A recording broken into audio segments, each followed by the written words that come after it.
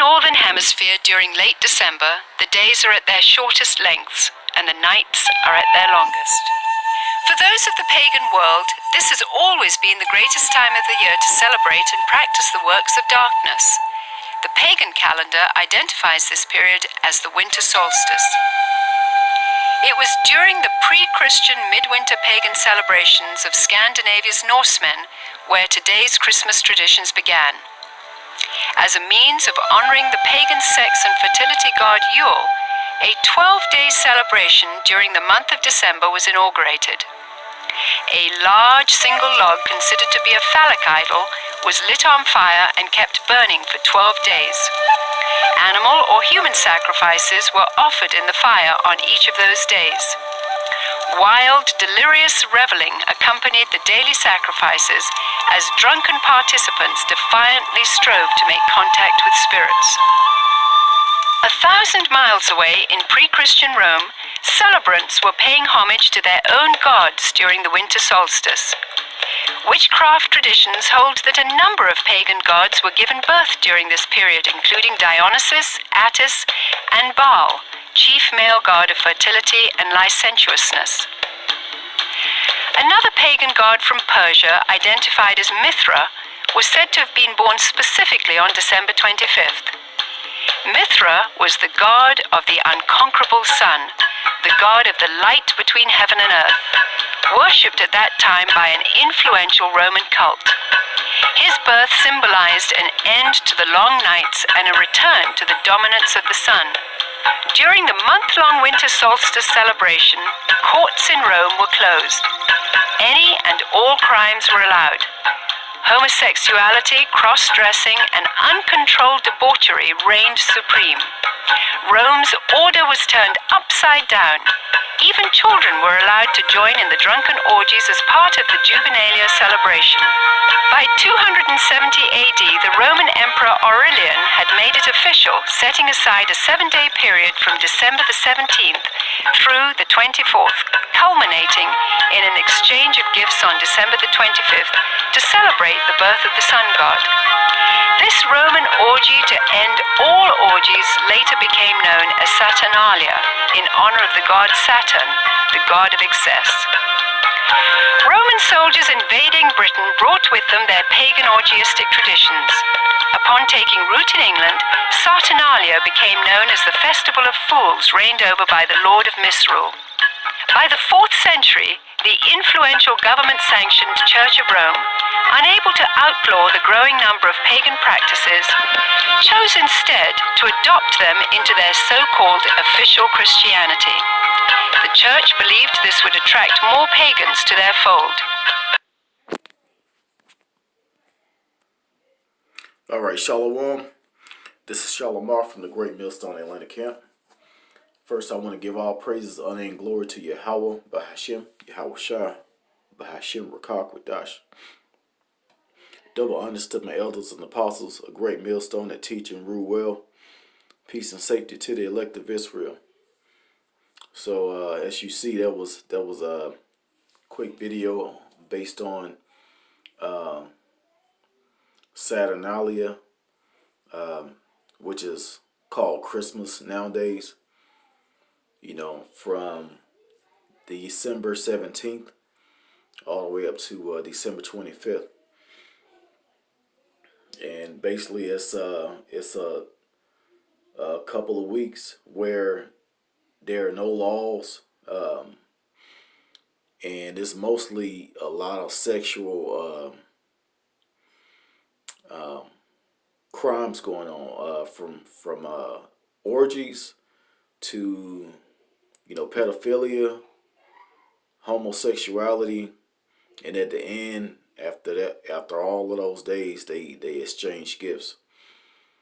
And as far as the Christmas tree, that comes from an ancient Babylon tradition, and I'm going to read it a little shortly. But I want to start off with the book of Mark chapter 7 and verse 6. And it says, "And he answered and said unto them, Well hath Esaias prophesied of you hypocrites, as it is written, This people honored me with their lips, but their heart is far from me. Howbeit in vain they do worship me, teaching for doctrines the commandments of men. For laying aside the commandments of the Most High, ye hold the traditions of men, as the washing of pots and cups, and many other such like things ye do. And he said unto them, full well ye reject the commandments of the Most High, that ye may keep your own traditions. So this is Yahweh Shai, who the world ignorantly calls Jesus Christ. You know, he's talking to these men about, you know, these pagan traditions. You know, that's actually you know, that's idolatry, that's worshiping other gods. You know, it's nothing but wickedness. And you know, today being December 25th, you know, 2019 year Karakma, you know, it was a really dead, cloudy, dull, I mean, it was decent weather, but it was a really dull day. Hella chemtrails. You know, everybody just seemed like they weren't in the, you know, the so-called Christmas spirit from a few years back. You know, everything is different now.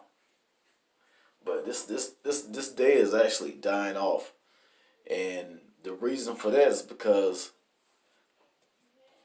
you know, the men were putting the spirit out there that this place is going to be destroyed soon.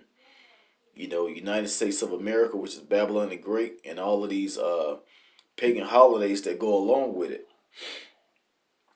You know, all of these different holidays that people celebrate. You know, the reason why certain businesses and offices, you know, courts and places, school systems, and all of that is shut down. You know, all of that is gonna, you know, it's all of these holidays are, you know, are basically becoming dull, and you know, it's full of nonsense for one. But there's a lot of people that's actually, you know, where it's just another day. You know, they have that type of spirit. But you know, Christmas is like you know, people give gifts, but it's all about what they're getting. You know, what I got, you know, I got this, I got that. And then you go on social media and people brag about all of this stuff. But you know, that's what it has turned into. But if you see in the video, um, they mentioned that this was before Christianity actually took over um, Rome and the European countries. Once Christianity took over as a religion, they adopted um, those pagan days, and that's where Christmas that's when Christmas was born.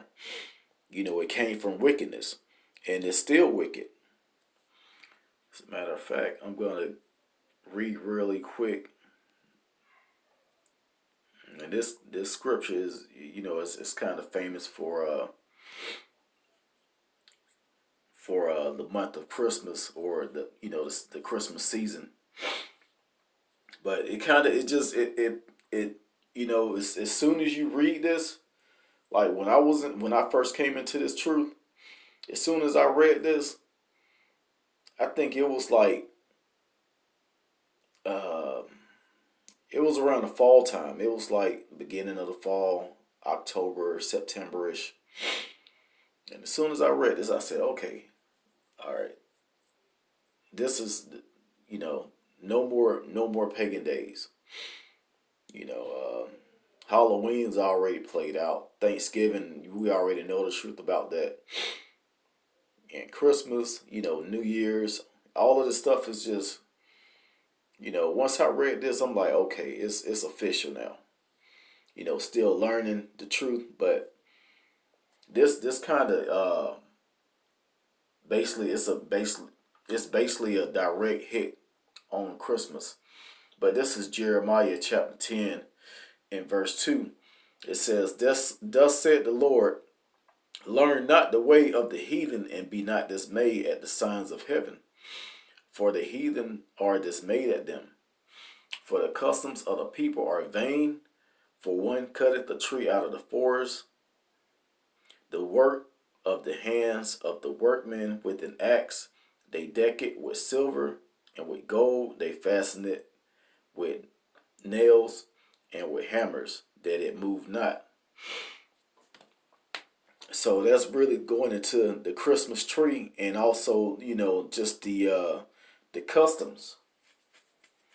That's basically pinpointing Christmas, because this is the only time where you see people cutting down trees, evergreens, and put them in their house, and you set it, you have the nails going into it or the screws, and you put it on the little thing where it sits, where it can't move,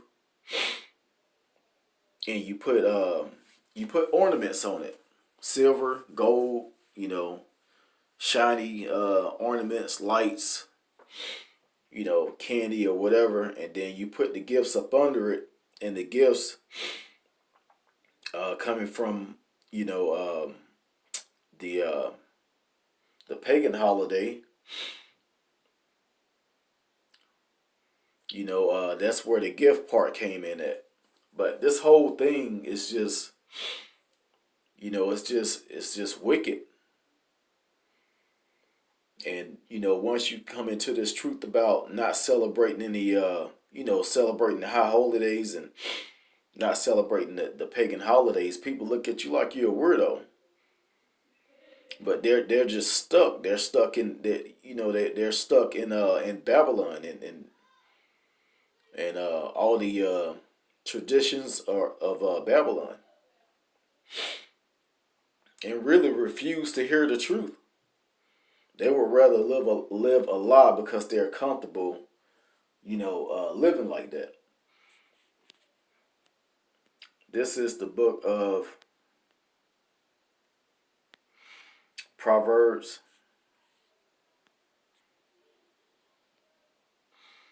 chapter 3, and verse 31. It says, envy not the oppressor, and choose none of his ways. Who is our oppressor? Esau, Edom. And we shouldn't choose the ways of Esau, Edom.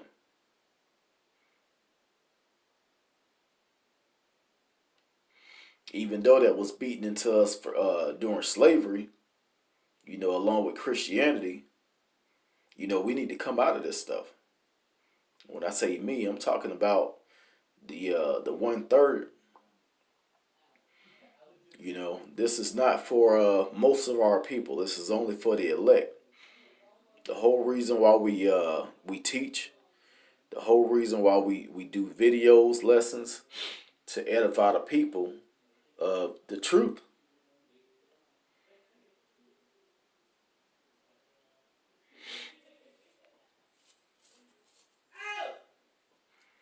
And I got one more precept.